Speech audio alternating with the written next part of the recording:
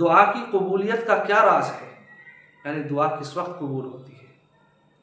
آپ نے اکثر لوگوں سے سنا ہوگا کہ ہم بہت دعائیں اللہ تعالیٰ سے کرتے ہیں، لیکن ہماری دعاؤں کے اندر قبولیت، ہماری دعا قبول نہیں ہو رہی ہے، اس کا اثر ہمیں ظاہر نہیں ہو رہا ہے۔ اب سوال یہ ہے کہ دعا کی قبولیت کا کیا راز ہے؟ آپ ان تمام باتوں کو ایک مختصر سی حدیث کے ذریعے سے سمجھیں۔ حضرت ابو ہریرہ رضی اللہ تعالیٰ عنہ اس حدیث کے راوی ہیں، فرماتے ہیں کہ حضور اقدس صلی اللہ علیہ وسلم نے ارشاد فرمایا کہ جو شخص یہ چاہے کہ تنگ دستی، تکلیف اور بے چینیوں کی حالت میں اللہ تعالیٰ اس کی دعا کو قبول کرے، اس کو چاہیے کہ وہ خوشحالی کے دور میں زیادہ سے زیادہ اللہ تعالیٰ سے دعا کرے۔ یہ مختصر سی حدیث ہے۔ اب اس کا مطلب کیا ہے؟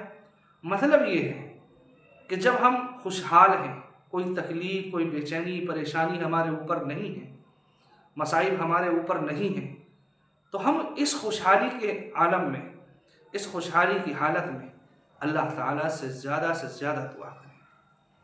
جب ہماری عادت ہوگی کہ ہم خوشحالی کی حالت میں اللہ تعالیٰ سے دعا کر رہے ہوں گے، اللہ تعالیٰ سے مانگ رہے ہوں گے، اور ایک وقت ایسا آ جائے کہ ہمارے اوپر مصائب آ جائیں، پریشانیاں آ جائیں، تکلیفیں ہمیں گھیر لیں، تو اللہ تبارک و تعالیٰ اس وقت ہماری دعا کو قبول فرمائیں گے۔ تو کیا مسئلہ معلوم ہوا کہ اگر ہم یہ چاہتے ہیں کہ ہماری دعا قبول ہو، اور ہماری دعا کس حالت میں قبول ہو؟ جب ہم بے چینیوں میں ہوں، پریشانیوں میں ہوں، تکلیف کے اندر ہوں، تو اس وقت دعا جب قبول ہوگی جب ہم خوشحالی کی حالت میں اللہ تعالیٰ سے دعا کرتے ہوں۔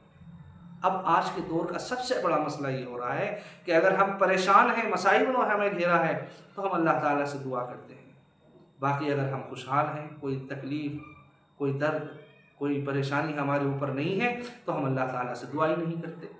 جبکہ اللہ کے نبی صلی اللہ علیہ وسلم نے دعا کی قبولیت کا یہ راز بتلایا ہے کہ خوشحالی کی حالت میں اللہ تعالیٰ سے زیادہ دعا کرو۔